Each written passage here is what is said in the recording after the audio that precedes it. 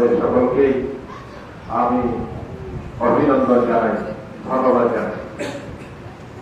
শুরুতেই আল্লাহ রাব্বুল আলামিনের শুকরিয়া জ্ঞাপন করছি, যিনি গত 12 তারিখে তার ইচ্ছায়, তার মেহরবানিতে আমাদের একটি বিজয় দান করেছেন। এজন্য আল্লাহ শুকরিয়া জ্ঞাপন করেছি, আলহামদুলিল্লাহ। আমি এই এলাকার সর্বস্তরের জনগণের প্রতি কৃতজ্ঞতা প্রকাশ করছি, যারা তাদের প্রতিনিধি হিসাবে ওনারা আমাকে বেছে নিয়েছেন। এই জন্য আমি ওনাদেরকে কৃতজ্ঞতা জানাই। এই দায়িত্ব পালন করতে গিয়ে আমার গায়ে যেন কোনো কালিমা না লাগে, এই জন্য আপনাদের কাছে পরামর্শ এবং দোয়া চাই, আল্লাহ সাহায্য চাই। এখানে প্রখ্যাত মুফাসসির কোরআন বসে আছেন, উনি আপনাদের সামনে কোরআনে কারীম থেকে আলোচনা করবেন। আমার আলোচনা কোনো আলোচনাই না, আমার ব্যক্তির কথা, আর উনি বলবেন আল্লাহ রাব্বুল আলামিনের কথা থেকে।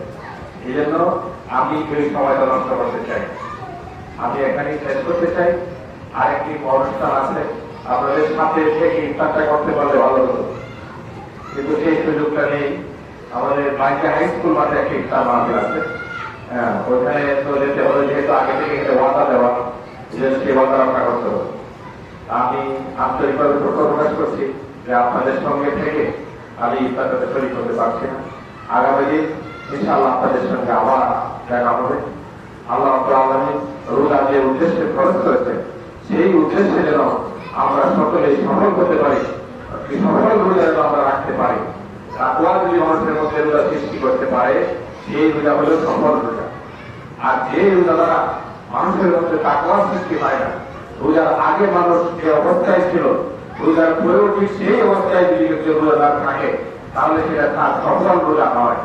সফল রোজা তখনই হবে যে রোজা তার মধ্যে তাকওয়া শক্তি সৃষ্টি করতে পারে, তার মধ্যে পরিবর্তন নিয়ে আসতে পারে। আল্লাহ রাব্বুল আলামিন আমাদের সকলকে সফল রোজা রাখার তৌফিক দান করুন, এই আশা ব্যক্ত করে আপনাদের প্রতি আবার কৃতজ্ঞতা জানিয়ে আমার জন্য দোয়া চেয়ে বক্তব্য শেষ করছি। আসসালামু আলাইকুম ওয়া রাহমাতুল্লাহি